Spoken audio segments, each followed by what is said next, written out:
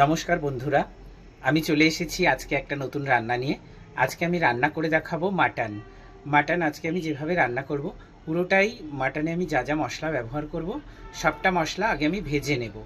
ভাজা মশলায় কিভাবে মাটন রান্না করতে হয় সেটাই আমি আপনাদের সকলের সঙ্গে শেয়ার করব। এখানে আমি 500 গ্রাম মতো মাটন নিয়ে নিয়েছি।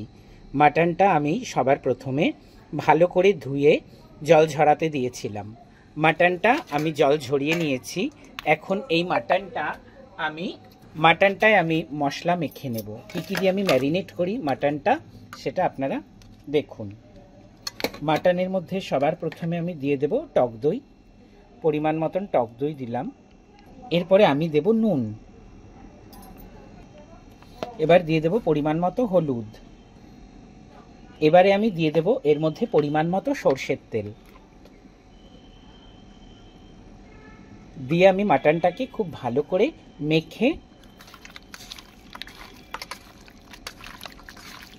এভাবে খুব সুন্দর করে হাত দিয়ে মেখে নিতে হবে। আমি খুব সুন্দর করে মাখিয়ে নিয়েছি। এবারে আমি এটাকে আধ ঘন্টার জন্য রেখে দেব ম্যারিনেট করতে। 500 গ্রাম মাংসে আমি আলু দেব, তার জন্য আমি 4টে মাঝারি মাপের আলু নিয়েছি। এই 4টে মাঝারি মাপের আলু এখন আমি কেটে নেব। আমি একটা পাত্রে জল নিয়ে নিয়েছি। এখন আলুগুলো আমি এরকম বড় বড় করে দেব। আলুগুলো 2 টুকরো করে নিলাম। মাংসে দেওয়ার জন্য আমি বড় বড় করে আলু কেটে নিয়েছি, কেটে ধুয়ে নিয়েছি খুব সুন্দর করে। এবার আমি আলুগুলোকে ভেজে নেব। তার জন্য আমি সবার প্রথমে কড়াই গরম করে নিয়েছি। কড়াই খুব সুন্দরভাবে গরম হয়ে গেছে, কড়াই থেকে ধোঁয়া উঠছে। এখন এই অবস্থায় আমি কড়াইতে দিয়ে দেব সরষের তেল, কারণ আজকে পুরো রান্নাটাই আমি করব সরষের তেলে। আমি অল্প পরিমাণ সরষের তেল দিয়ে দিলাম। সরষের তেলটা গরম হলে সুন্দর মতো তারপরে আমি এখানে আলু দিয়ে দেব, দিয়ে আলু আমি ভেজে নেব। তেল গরম হয়ে গেছে, তেল থেকে ধোঁয়া উঠছে। তেলটা আমি সমস্ত কড়াইতে ভালো করে মাখিয়ে নিলাম। এবারে আমি এর মধ্যে আলুটা ছেড়ে দেব।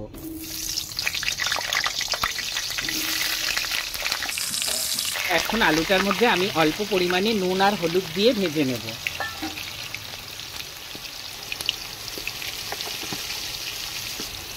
হলুদ দিয়ে দিলাম, এবারে আমি নুন দিয়ে দিলাম অল্প পরিমাণ। নুন আর হলুদ দিয়ে আমি ভেজে নেব এটাকে। আলু সুন্দর মতো ভাজা হয়ে গেছে, আলুতে একটা রং এসেছে লাল লাল। এখন আমি আলুটা তুলে নেব। আমি প্রথমেই বলেছিলাম যে আজকের মাংসটা আমি রান্না করব ভাজা মশলায়। মাংসে আমি যা যা মশলা ব্যবহার করব সব কিছু মশলা আমি ভেজে নেব। তার জন্য আমি সবার প্রথমে আজকে দিয়ে দেব হচ্ছে গিয়ে একটুখানি চিনি,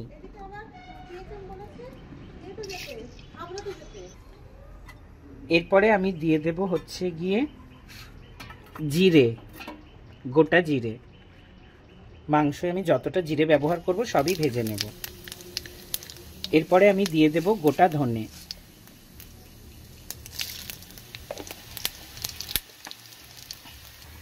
এরপরে আমি দিয়ে দেব গোটা গরম মশলা, এলাচ, লবঙ্গ, দারচিনি।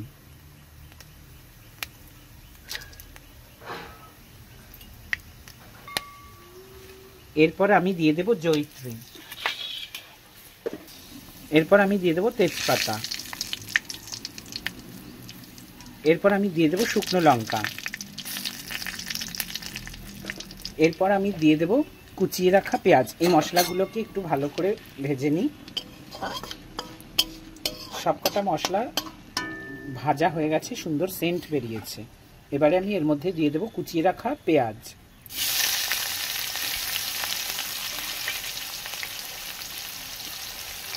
তারপরে দিয়ে দেব ছাড়িয়ে রাখা রসুন, পরিমাণ মতো রসুন দিলাম। তারপরে দিয়ে দেব ছাড়িয়ে রাখা আদার টুকরো। এবারে আমি দিয়ে দেব কেটে রাখা টমেটো। এবার আমি এর মধ্যে দিয়ে দেব অল্প পরিমাণে নুন। এবার আমি এর মধ্যে দিয়ে দেব অল্প পরিমাণে হলুদ। এবারে আমি সবকটা মশলা খুব সুন্দরভাবে ভেজে নেব।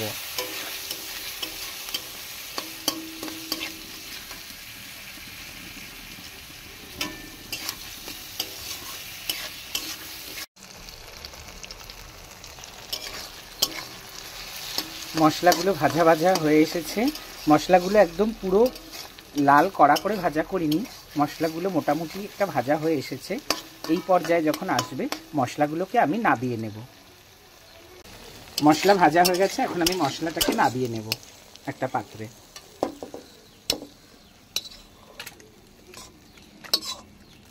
আমি মিক্সি জারের মধ্যে এবারে মশলাগুলোকে শিফট করে দেব।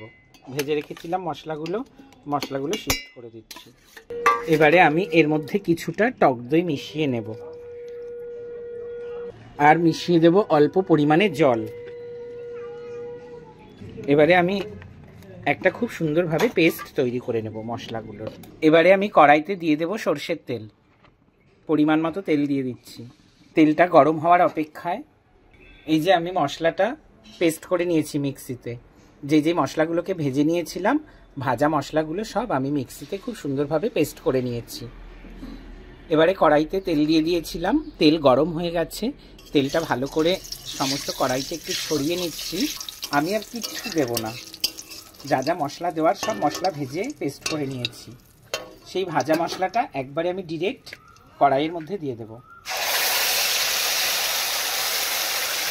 মিক্সি বাটিটা আমি ধুয়ে নিলাম, মিক্সি বাটিটা ধুয়ে ওই জলটাও আমি কড়াইতে দিয়ে দিলাম। এবারে আমি মশলাটাকে খুব সুন্দরভাবে কষিয়ে নেব। যতক্ষণ না অবধি মশলা থেকে তেল ছেড়ে আসে ততক্ষণে আমি মশলাটা কষিয়ে নেব। এর মধ্যে আমি আর হলুদ কিচ্ছু দেব না। মাংসে আমি হলুদ মেখে নিয়েছিলাম এবং মশলাতেও আমি পরিমাণ মতন হলুদ দিয়ে দিয়েছিলাম। এবারে শুধু আমি এর মধ্যে মাংসটাকে অ্যাড করব। যে মাংসটা ম্যারিনেট করে রেখেছিলাম সেটাকে আমি অ্যাড করে নেব। মশলা থেকে তেল ছাড়তে শুরু করে দিয়েছে। এখন আমি এই মশলার মধ্যে ম্যারিনেট করে রেখেছিলাম যে মাটনটা, সেই মাটনটাকে আমি ঢেলে দেব। এবারে আমি মশলার সঙ্গে মাটনটা খুব ভালোভাবে কষিয়ে নেব। যতক্ষণ না অবধি কষানো না হয় ততক্ষণ অবধি আমি মাংসটাকে রান্না করে যাব। মাংসটা কষানো হয়ে গেলে একটা খুব সুন্দরভাবে মশলা এবং মাংস তেল সব আলাদা আলাদা হয়ে আসবে, তখন আমি এটার মধ্যে জল দেব। মাটনটা খুব সুন্দরভাবে কষানো হয়ে গেছে আমার। মাটন থেকে তেল ছেড়ে দিয়েছে, মশলা থেকেও তেল ছেড়ে দিয়েছে। এবারে আমি মাটনটাকে ঢেলে নেব, প্রেসার কুকারে সেদ্ধ হতে দেব। তার জন্য আমি এখন মাংসটা কড়াই থেকে প্রেসার কুকারে শিফট করব। এখন আমি কুকারের মধ্যে মাংসটাকে ঢেলে নিয়েছি। এবারে আমি এর মধ্যে দিয়ে দেব পরিমাণ মতো গরম জল। দেখে নিই, আমি বেশি ঝোল রাখবো না। এখন আমি এটাকে সিটি দিয়ে নেব, 5টা সিটি দেব। মাটনটাকে আমি প্রেসার কুকারে সেদ্ধ হতে দিয়েছি। এই ফাঁকে আমি একটা ভাজা মশলা রেডি করে নেব। এখানে কড়াই গরম করতে দিয়েছি, কড়াই গরম হয়ে গেছে। কড়াইতে ভীষণ অল্প পরিমাণে তেল দিচ্ছি। কড়াইতে অল্প পরিমাণে তেল দিয়ে তেলটা গরম করে নিলাম। গরম হয়ে যাওয়ার পরে এখানে আমি নিয়ে নিয়েছি ধনে, জিরে আর গোটা গরম মশলা। গরম মশলার মধ্যে লবঙ্গ, এলাচ ও দারচিনি, এই সবকটা মশলা আমি এখন একসঙ্গে ভালো করে ভেজে নেব।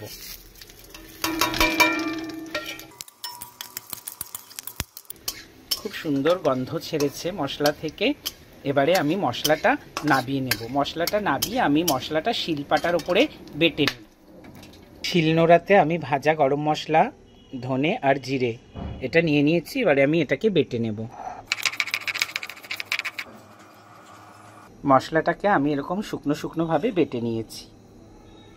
এবারে মশলাটাকে আমি এই কাচের পাত্রটায় তুলে নেব। এখানে আমি মাংসটাকে নাবাবো, মাটনটা এখানে নাবাবো, তাই আমি মশলাটা এর মধ্যে তুলে নিলাম।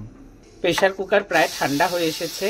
এই যে অল্প একটু সিটি ছিল, এই সিটিটাকে আমি সরিয়ে দেব। হাওয়াটা সরিয়ে দেব। হাওয়াটা সরিয়ে এখন আমি ভাজা আলু মেশাবো। আমি প্রেসার কুকারে 5টা সিটি দিয়েছি। 5টা সিটি দেওয়ার পরে আমি 15 মিনিট ওয়েট করেছি। 15 মিনিট ওয়েট করার পরে এর মধ্যে আমি আলু মেশাবো, ভেজে রাখা আলু। দেখাই, ভেতরটা দেখো এখনো ফুটছে। এখন আমি এর মধ্যে ভেজে রাখা আলু মিশিয়ে দেব এক এক করে।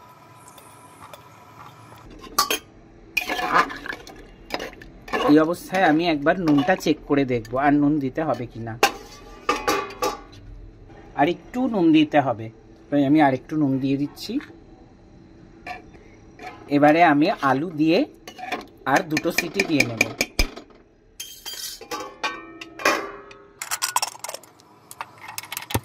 কুকার বসিয়ে দিলাম, আলু দিয়ে দিলাম, এবারে আর দুটো সিটি দিয়ে দেব।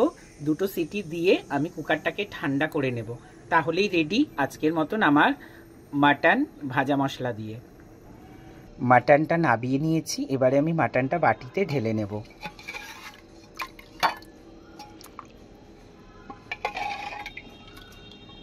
আলু দিয়ে ভাজা মশলা দিয়ে মাটনের ঝোল।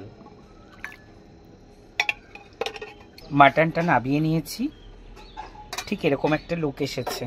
এবারে আমি খেয়ে দেখব, খেয়ে আপনাদের সকলকে জানাবো। এই যে আমি ভাতের সঙ্গে, গরম ভাতের সঙ্গে মাটনটা নিয়ে নিয়েছি। এবারে আমি খেয়ে দেখি কেমন রান্না হলো।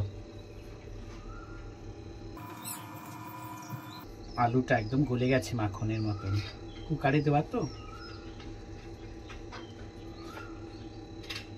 অসম্ভব সুন্দর, একদম জমে গেছে, দারুণ খেতে হয়েছে। আপনারাও এভাবে চেষ্টা করে দেখবেন, সম্পূর্ণ ভাজা মশলা দিয়ে মাটন। তো আপনারা চেষ্টা করার পরে আপনাদের খেতে কেমন লাগলো, আপনাদের রান্নাটা কেমন হলো আমাকে অবশ্যই জানাবেন। আর আমার রান্নাটা যদি ভালো লেগে থাকে আপনারা সবাই লাইক, কমেন্টস আর শেয়ার করবেন। আর ফিরে আসবো খুব তাড়াতাড়ি অন্য কোনো নতুন রেসিপি নিয়ে। ততক্ষণ আপনারা সবাই ভালো থাকবেন। টাটা।